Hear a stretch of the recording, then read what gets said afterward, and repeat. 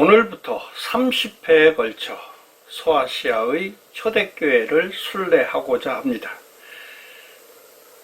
우리가 초대교회의 성공적인 순례를 위해서는 당시 시대 상황을 정확히 이해하고 이러한 시대 상황 속에서 당시 사도들의 헌신과 성도들의 믿음을 성찰하는 것이 중요합니다. 초대교회 순례 준비를 위한 사전 지식을 위해 순례 경험을 바탕으로 부족했던 부분을 보완하면서 논의해 보고자 합니다. 로마의 성장은 초기 기독교 전파의 배경이 됩니다. 로마는 기원전 700년경에 형성되어 350년까지 약 1050년간을 존속하였습니다. 조그만 마을에서 시작된 도시 국가였지만 인근의 족속들을 지속적으로 합병하고 동질화하면서 지중해를 중심으로 한 고대 국가를 형성하는 과정에서 피의 역사를 남기게 됩니다. 로마는 승리와 발전을 거듭하여 1세기에 전성기를 맞이하게 됩니다. 이들은 뛰어난 포용력과 성장 전략을 갖추고 있었기 때문에 전투에서 승리하면 적들과 점령 지역에 상당한 관용을 베풀어 복구를 추진하고 동질화함으로써 점령지 발전에 공헌하면서 제국으로 발전하게 되는 것입니다. 로마는 존립에 치명적인 패배를 당하기도 하고 위기에 몰리기도 하지만 그때마다 패배의 원인을 정확하게 파악하여 다시 일어서기를 반복하면서 최후의 승자가 되어 로마 제국의 강성을 이룩하게 되는 것입니다. 이런 가운데 96년부터 180년까지의 오연제 시대에는 양자로 황제의 후계자가 계승되었습니다. 이러한 황제의 계승 방법은 지위를 획득하기 위한 투쟁의 역사였고 이것은 235년에서 284년까지 극에 달하게 됩니다. 49년 동안에 무려 22명의 황제가 제위에 오르는 기록을 남기게 됩니다.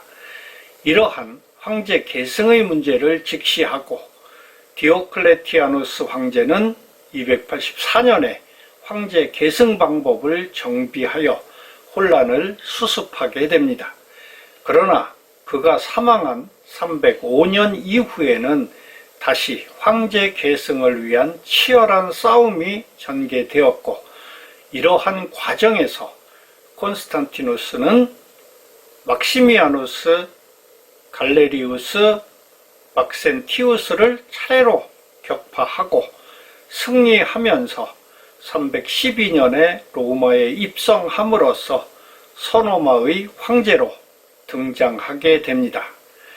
이처럼 로마의 전성기인 1세기에 예루살렘에서 탄생한 기독교는 3세기까지 로마의 정치적인 박해 속에서도 로마 전역으로 서서히 전파되어 유럽을 기독교 세상으로 바꾸는 계기를 마련하게 됩니다.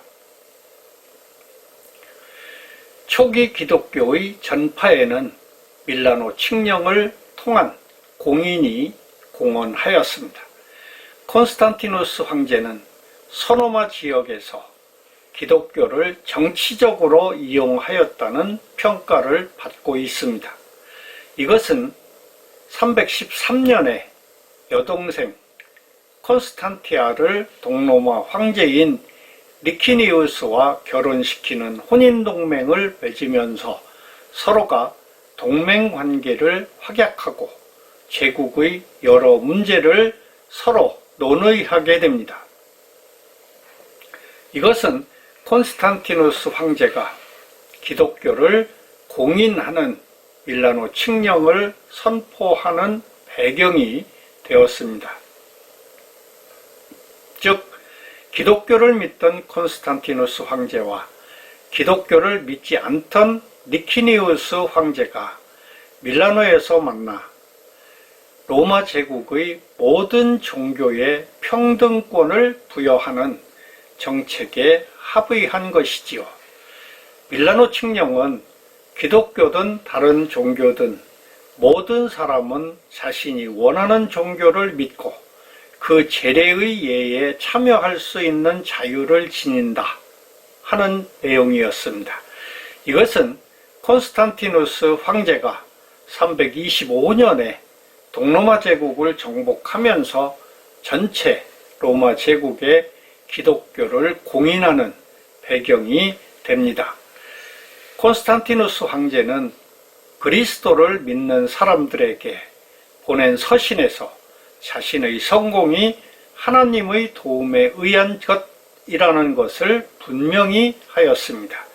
교회에 대한 재정적인 지원은 물론 많은 교회를 세우게 됩니다. 그는 그리스도를 믿는 사람을 관료로 중용하였고 디오클레티아누스 황제의 기독교 박해 때 몰수한 그리스도를 믿는 사람들과 교회의 재산을 모두 되돌려 주었습니다. 또한 그는 카톨릭 교회의 상징으로 사용하고 있는 라바룸을 최초로 사용하였고 성 베드로 대성당을 건설하는 등 기독교에 끼친 영향이 매우 큽니다.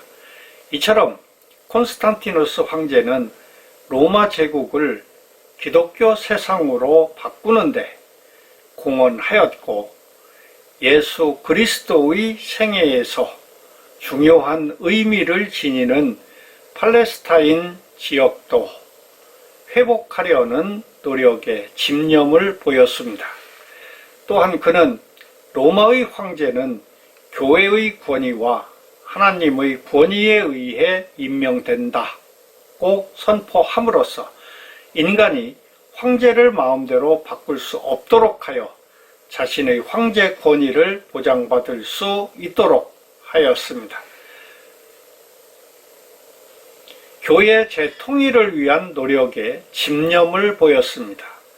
테오도시우스 황제는 379년에 자신이 통치하던 동방제국에서 니케아 신경을 옹호하는 그리스도를 믿는 사람들과 아리우스파를 비롯한 이단 종파 사이에 적대관계가 고조되면서 복잡한 상황이 전개됨에 따라 로마 제국 내에서 신앙의 통일을 이루기 위해 노력하게 됩니다.